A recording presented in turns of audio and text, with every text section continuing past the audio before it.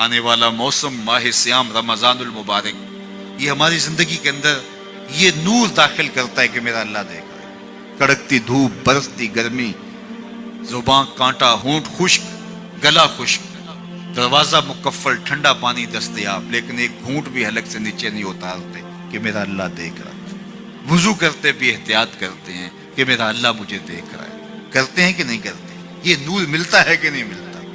اس کو پھر جذب کر لینا چاہیے تاکہ یہ زندگی میں چھا جائے، کیونکہ جو رمضان میں دیکھتا ہے وہ غیر رمضان میں بھی دیکھتا ہے۔ اور پھر پانی نہیں پیتے کہ اللہ دیکھ رہا ہے، کھانا نہیں کھاتے اللہ دیکھ رہا ہے، لیکن جب آنکھ بھٹکتی ہے تو اس وقت اللہ نہیں دیکھتا، جب خیال بہکتا ہے تو اس وقت اللہ نہیں دیکھتا، رشوت میز کے اوپر سے لے رہے ہوں یا نیچے سے لے رہے ہوں تب نہیں اللہ دیکھ رہا ہوتا، اللہ صرف کھانے اور پینے کو دیکھ رہا ہوتا ہے۔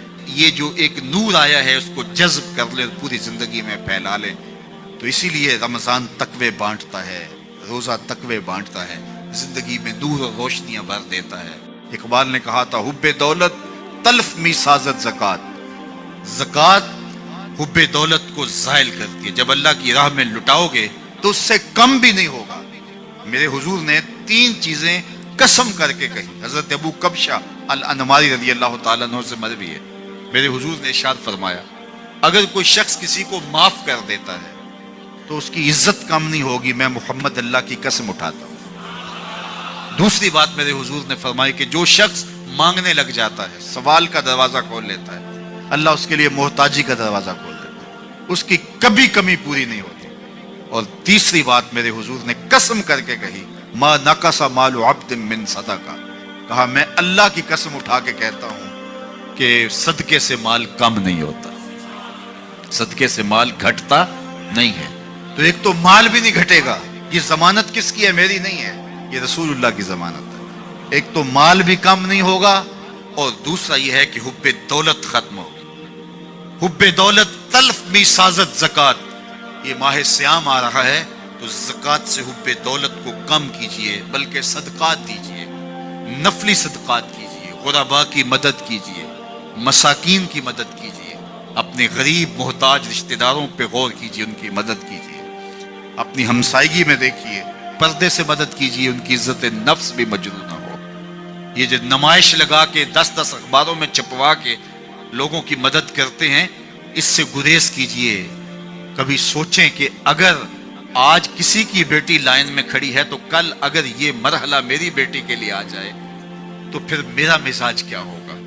تو عزت نفس کا خیال رکھیے، لوگوں کی غربت کا تماشا نہ اڑائیے، اور لوگوں کی جو ہے وہ محتاجی کو اپنی تسکین کا ذریعہ نہ بنائیے۔ یہ تو اللہ نے تمہیں دیا اور انہیں نہیں دیا، اور وہ آزمائش کی گھڑی میں کھڑے ہیں، تم ان کے ساتھ کھڑے ہو جاؤ۔ تو لوگوں کی مدد کیجئے، دکھیوں کے کام آئیے، مساجد کی جو ہے وہ تعمیر کیجئے، مدارس دینیا کے ساتھ وابستہ رہیے، اور لوگوں کی فلاح کے لیے، بہتری کے لیے کام کیجئے۔ اللہ نے آپ کو دیا ہے، یہ مال یہاں رہ جانا ہے۔ میرے حضور نے فرمایا ابن آدم کہتا ہے میرا مال میرا مال، اس کا مال وہ ہے جو اس نے کھایا یا پہنا اور پرانا کر دیا یا آگے بھیج دیا، باقی اس کا نہیں ہے، وہ وارثوں کا ہے۔ مرتے ہی ورثہ بن جائے گا، مرتے ہی ترکہ بن جائے گا۔ کفن بھی میلا نہیں ہونے دیں گے کہ بعض اولادیں تو بانٹ لیتی۔ اللہ اکبر، وہ گھر جو ان کے لیے بنایا تھا، ایک رات بھی تجھے اس گھر میں رکھنے کے لیے تیار نہیں ہوں گے۔ آج تیرا نام چھن گیا، آج کوئی یہ نہیں کہتا کہ پیچھے سے امام گے اور حاضر اس چودھری صاحب کے، حاضر اس میت کے۔ آج تو ڈیڈ باڈی بن گیا، آج تو میت بن گیا۔ آج خان صاحب، ملک صاحب، چودھری صاحب، پیر صاحب، مفتی صاحب، تیرے سارے ٹائٹل چھین لیے گئے۔ آج پیچھے اس امام کے اور دعا واسطے حاضر اس میت کے، آج تو میت بن گیا۔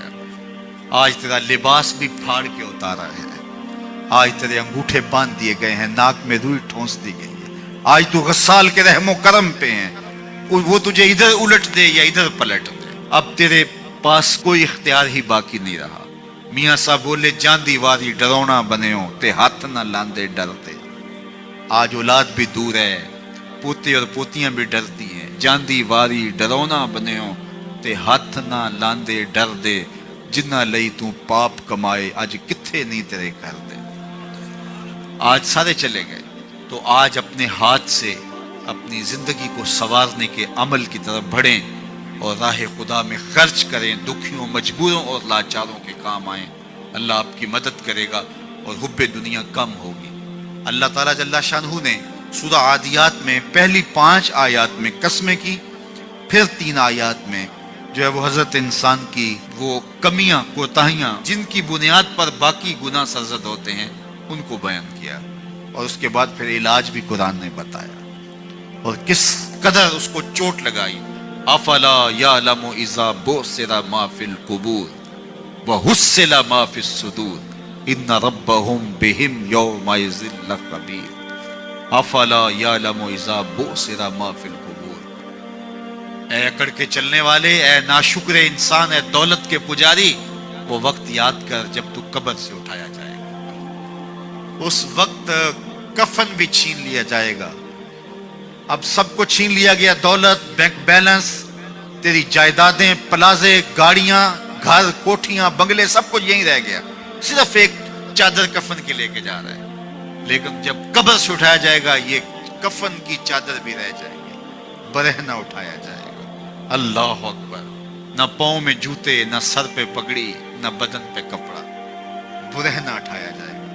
सैयदा आयशा रज़ी अल्लाह ताला अन्हा ने सुना तो कांपने लगी। अर्ज़ की हुजूर कब्र से बरहना उठाए जाएंगे तो एक दूसरे से हया नहीं आएगी? फरमाया आयशा मामला इससे भी आगे है, किसी को होश होगी तो हया आएगी।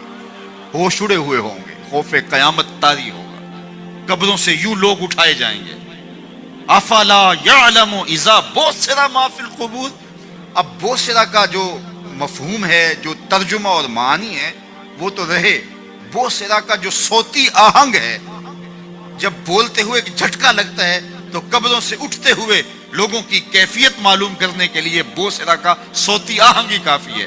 अफला यअलमु इज़ा बुसिरा मा फिल कुबूर व हुस्सिला मा फिस सुदूर। हुस्सिला के ऊपर जो तशदीद है, ये माने को कितनी खूबसूरती के साथ एक मुजस्सम पैकर में सामने ला रही है।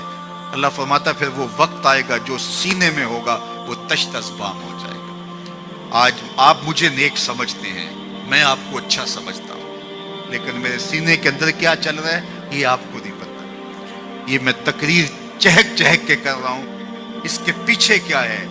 मैं आपके दिल अपनी जानब मोड़ना चाहता हूँ, आपकी जेबें खाली करना चाहता हूँ, या मैं आपके सामने पाक और सुथरा और बड़ा जो है वो नेकोकार बनना चाहता हूँ, या मेरा मकसद रिज़ाए इलाही है? ये मुझे पता है, आपको नहीं पता। आप कहाँ हैं, कहाँ खड़े हैं, मैं आपको अच्छा समझता हूँ, लेकिन आपको पता है कि हम कहाँ खड़े हैं। लेकिन क़यामत के दिन ये सारी चीजें सामने आ जाएंगी। वह हुस्सिला मा फिस सुदूर। और सूरा अत-तारिक में फरमाया यौम तुबला सराइर फमा लहू मिन कुव्वतिन वला नासिर। उस दिन सारे राज खोल दिए जाएंगे और कोई ताकत नहीं होगी जो उन राजों को खुलने से रोक सकेगा। आज ताकतवर की बात नहीं खुलती और कमजोर की बात उछाल दी जाती है, लेकिन वो वक्त आने वाला है यौम तुबला सराइर फमा लहू मिन कुव्वतिन वला नासिर। न जोर के बल पे, न जर के बल पे, न किसी और बल पे किसी काम को रोका जा सकेगा। हर शय तश्तज़बाम हो जाएगी। वो कितना सख्त दिन होगा। ऐ दावरे हशर मेरा नामाए आमाल न पूछ, इसमें कई पर्दा नशीनों के भी नाम आते हैं। तो वो कितना सख्त दिन होगा। वह हुस्सिला मा फिस सुदूर इन्ना रब्बहुम बिहिम यौमइज़िल लखबीर। बेशक उनका रब उस दिन उनसे खूब बाखबर होगा। वो आज भी बाखबर है, लेकिन आज कईयों को यकीन नहीं कि वो बाखबर है, लेकिन उस दिन सबको यकीन हो जाएगा कि मेरा रब इससे बाखबर है। जब पुरानी तस्वीरें चलना शुरू हो जाएंगी, जब सारी वीडियो सामने आ जाएगी, जिंदगी में जो जो किया, तन्हाई में, एलानिया, खुफिया, जहां जहां जो किया, दादे ऐश थी, सब कुछ तश्तज़बाम होगा। सब कुछ जो है वो स्क्रीन पे चल रहा होगा, कोई चीज भी तश्तज़बाम होने से नहीं रह जाएगी। तो फिर बंदा कहेगा ओहो ये तो सब मेरे मालिक को पता था, लोगों की नजरों से छुप सका, रब की निगाहों से तो नहीं छुप सका। उसकी निगाहों से कौन छुप सकता है? ये यकीन आज अपनी रूहों में उतार लो, अच्छी तरह से जज्ब कर लो।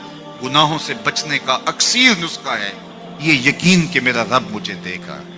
یہ یقین جب روح میں جم جائے، خیالوں میں اتر جائے، اعتقاد کا پختہ حصہ بن جائے، پھر بند کوٹڑی میں بھی جرم نہیں ہو سکتا کہ میرا مالک تو مجھے دیکھ رہا ہے۔ آپ دیکھتے نہیں کہ جب ساتوں دروازے بند کر کے بت کے اوپر موٹا کپڑا ڈال کے زلیخا بولی ہے تلک یوسف اب تو آ جاؤ نا، اب تو کوئی نہیں دیکھ رہا، قال معاذ اللہ، تو جناب یوسف نے کہا میں اللہ کی پناہ میں آتا ہوں۔ اللہ اکبر، تو دروازے بند کر کے لوگوں کی نظروں سے چھپ گئی ہے، اور بے نور آنکھیں رکھنے والے اس پتھر کے بت سے بھی حیا کرتی ہے اور اس پہ بھی پردہ ڈال لیا ہے۔ جب تو اس جھوٹے خدا سے حیا کرتی ہے، میں سچے خدا سے حیا کیوں نہ کروں جو ساتویں کوٹھڑی میں بھی دیکھتا ہے۔ اتنی روشنیاں برسی کہ گناہ کا تصور بھی محال ہو، تو یہ یقین کہ میرا اللہ مجھے دیکھ رہا ہے، یہ انسان کی زندگی میں نظم پیدا